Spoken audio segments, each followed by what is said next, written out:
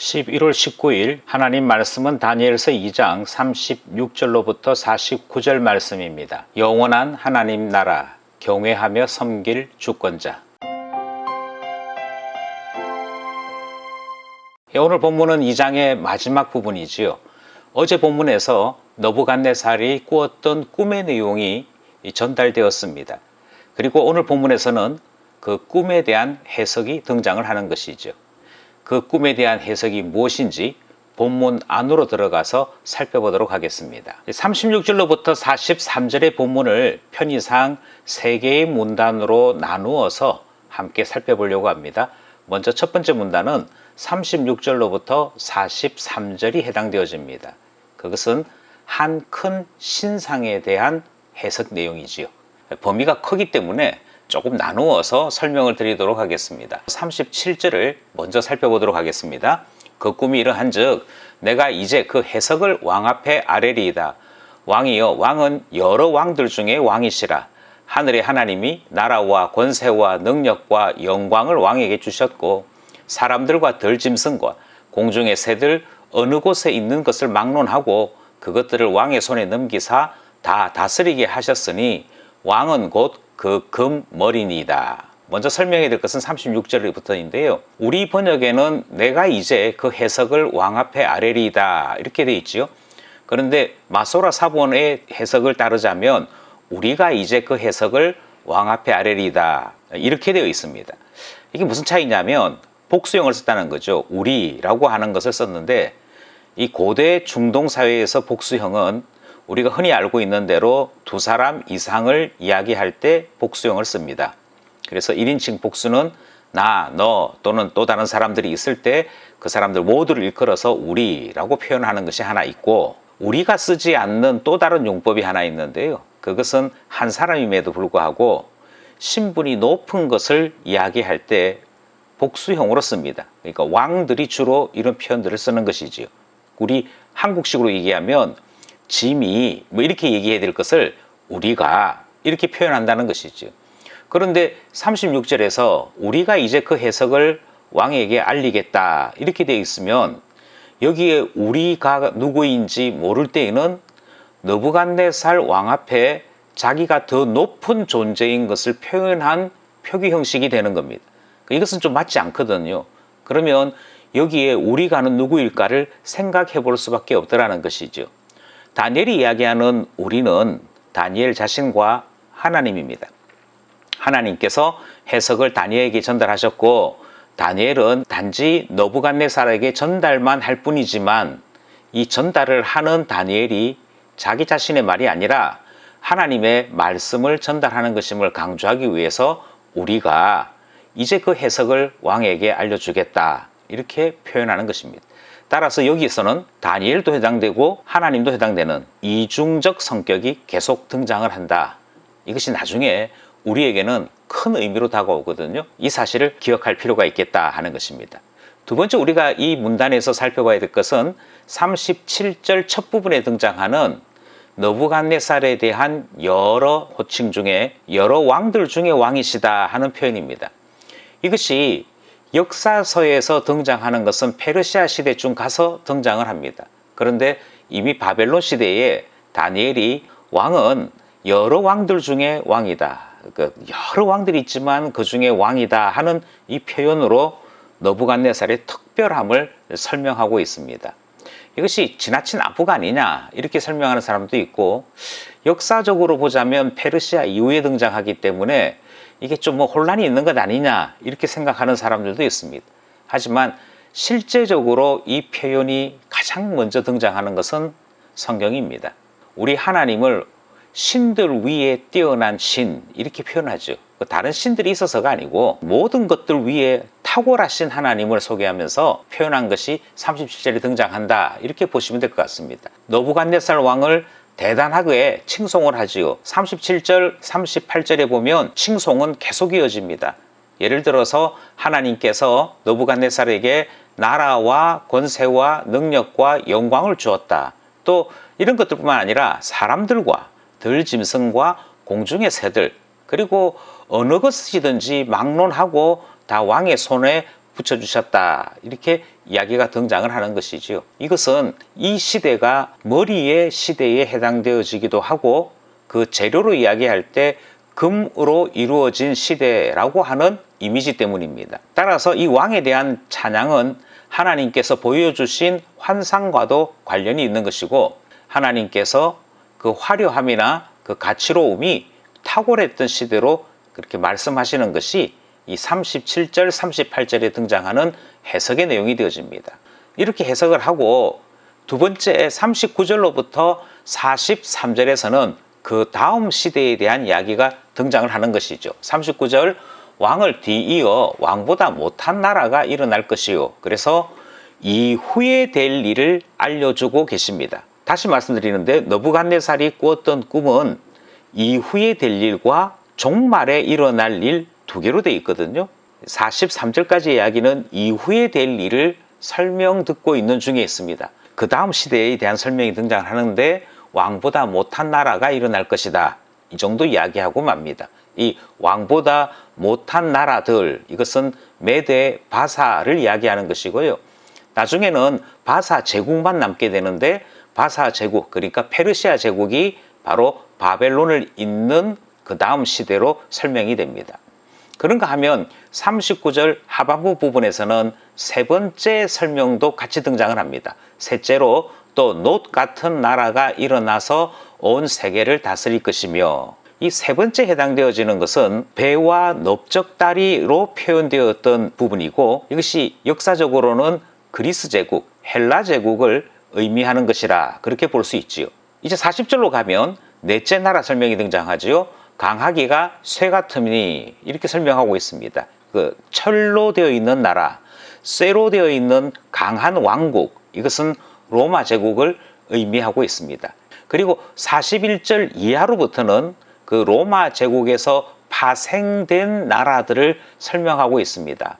그래서 뭐라고 얘기하는 거 아니? 41절에 왕께서 그 발과 발가락이 얼마는 토기장이의 진흙이요 얼마는 쇠인 것을 보셨은즉 그 나라가 나뉠 것이며, 왕께서 쇠와 진흙이 섞인 것을 보셨은즉 그 나라가 쇠 같은 든든함이 있을 것이나 그 발가락이 얼마는 쇠요 얼마는 진흙인즉 그 나라가 얼마는 든든하고 얼마는 부서질만 할 것이며, 왕께서 쇠와 진흙이 섞인 것을 보셨은즉 그들이 다른 민족과 서로 섞일 것이나 그들이 피차에 합하지 아니함이 쇠와 진흙이 합하지 아니함과 같으리이다.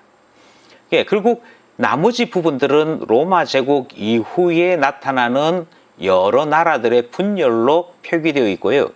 어떤 나라는 철, 어떤 나라는 진흙 이렇게 설명되면서 강한 나라도 있고 약한 나라도 있고, 중요한 것은 하나가 아니고 여럿이 공존하고 있는, 섞여 있는 시대인 것을 해석해 보이고 있는 것이지요. 여기까지가 한 큰 신상에 대한 해석입니다. 문제는 다니엘이 이 해석을 느부갓네살에게 전했다는 것이지요.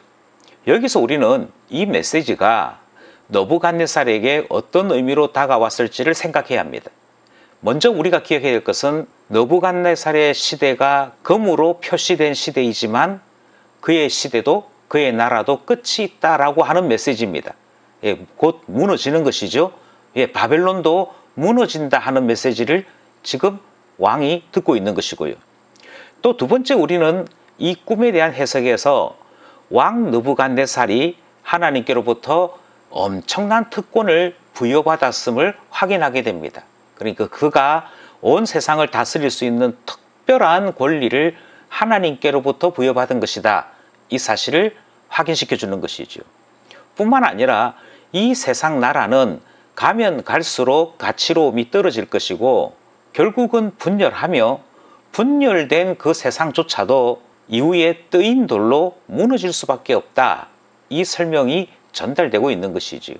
지금 온 세상의 왕으로 자처하고 있는 느부갓네살에게는 모든 것의 끝이 있음을 알려주는 메시지가 바로 이 첫 번째 문단, 한 큰 신상에 대한 해석에서 전달되고 있는 것이다.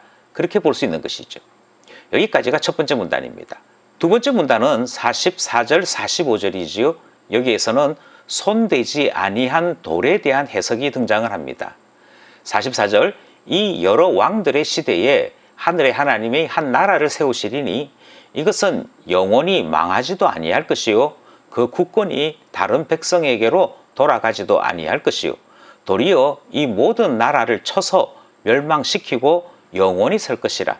손대지 아니한 돌이 산에서 나와서 쇠와 놋과 진흙과 은과 금을 부수뜨린 것을 왕께서 보신 것은 크신 하나님이 장래일을 왕께 알게 하신 것이라.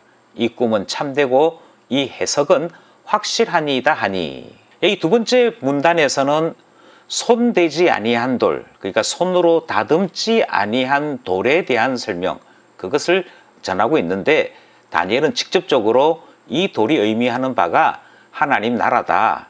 그래서 세상 나라가 아닌 하나님의 나라가 여러 시대로 구분되어 있는 이 모든 시대를 다 깨트리고 나타날 최종적인 나라의 모습이 이것이다 라고 소개하고 있는 것을 우리는 확인하게 되는 것이죠. 여기서 우리는 하나님의 나라가 얼마만큼 특별한 나라인지를 다시 한번 발견하게 됩니다. 하나님이 세우셨고요. 이 하나님의 나라만이 모든 세상 나라를 허물고 영원히 세워질 나라라고 설명하고 있으며 하나님 나라 백성들의 그 국권은 결코 멸망되거나 없어지지 않는다.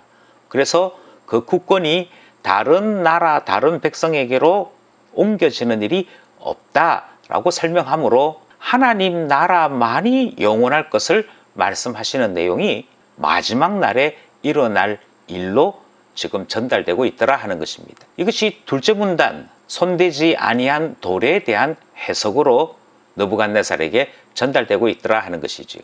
만약 우리가 이 이야기를 조금만 더 곱씹어 본다면 발가락에 해당되어지는 각 나라들이 자기 나라들의 이익과 자기 나라들의 이념 때문에 싸워야 될 이유는 전혀 없습니다. 왜냐하면 그 모든 나라는 다 멸망당할 것이고 하나님의 나라만이 설 것이기 때문입니다. 이후에 되어질 일은 그 시대로부터 시작해서 조금씩 나타날 것이나 오직 하나님의 나라만이 굳건하게 세워진다. 이 사실을 기억해야 한다는 것입니다. 왕도 기억해야 되고 모든 시대, 모든 나라 사람들이 다 기억해야 될 것. 하늘의 하나님이 한 나라를 세우시리니 그 나라만이 영원하다. 이것이 둘째 문단의 교훈입니다. 이제 셋째 문단으로 가겠습니다. 46절에서부터 49절이지요. 해석은 끝이 났고 이 해석을 들은 느부갓네살의 반응이 나타나는데요. 느부갓네살이 하나님을 높이더라 하는 내용이 등장합니다. 46절 이에 느부갓네살 왕이 엎드려 다니엘에게 절하고 명하여 예물과 향품을 그에게 주게 하니라. 왕이 대답하여 다니엘에게 이르되 너희 하나님은 참으로 모든 신들의 신이시요 모든 왕의 주제시로다. 내가 능히 이 은밀한 것을 나타내었으니 내 하나님은 또 은밀한 것을 나타내시는 이시로다. 왕이 이에 다니엘을 높여 귀한 선물을 많이 주며 그를 세워 바벨론 온 지방을 다스리게 하며 또 바벨론 모든 지혜자의 어른을 삼았으며 왕이 또 다니엘의 요구대로 사드락과 메삭과 아벳느고를 세워 바벨론 지방의 일을 다스리게 하였고 다니엘은 왕궁에 있었더라. 여기서 우리는 두 가지를 나누어서 보려고 합니다. 먼저는 46절에서부터 설명되어지고 있는 다니엘에 대한 느부갓네살의 표현이지요. 46절에 보니까 왕이 엎드렸다 이렇게 설명되고 있지요. 왕이 엎드려 절했다라고 하는 것인데 이것은 고대 중동사회에서는 최고의 존경의 표시입니다. 그를 두려워하고 그를 높이고 그에게 모든 예를 다하여 진심으로 감사하는 모습들이 엎드려 절하는 것이거든요. 당대 절대 지존인 느부갓네살이 그에게 끌려온 포로민에게 엎드려 절하는 모습이 46절에 등장을 하는 것이고요. 그 46절에 등장했던 이 행동에 대해 47절은 왜 그와 같이 행동했는지를 설명을 하는데 다니엘에게 절함과 동시에 하나님께 절하는 것으로 설명이 됩니다. 그래서 47절 뒷부분에 너가 능히 이 은밀한 것을 나타내었으니 이것은 너의 하나님이 은밀한 것을 나타내시는 바로 주인공이시다 이렇게 설명하고 있죠. 느부갓네살은 다니엘에게 절한 것인 동시에 하나님께 절한 것이 되어집니다. 그리고 다니엘에게 선물한 것인 동시에 하나님께 예를 다하여 감사를 드리는 것이 이 46절, 47절에 등장하는 표현인 것이지요. 그래서 느부갓네살이 엎드렸다, 이 내용이 등장하는 것이고요.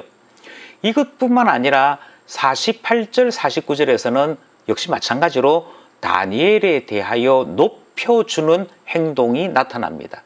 그러니까 엎드려 경배하고 그 다음 행동이 예를 다하는 것, 높이는 것이 등장을 하는데, 이것은 느부갓네살이 약속했던 큰 영광을 주리라 약속을 지키는 행위들이지요.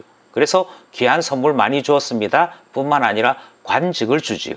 그에게 준 관직이 온 지방을 다스리는 것 하나 하고 모든 지혜자들의 어른, 그러니까 수장으로 삼는 일이 일어납니다. 이 두 가지가 한꺼번에 툭 던져졌다 이렇게 얘기하기보다는 조금씩 절차를 밟아 마침내는 온 나라를 다스리는 지위까지, 마침내는 온 지혜자의 어른이 되기까지 이렇게 지속적으로 높여주는 이 선물을 행한 것으로 이해해야 될 것 같습니다.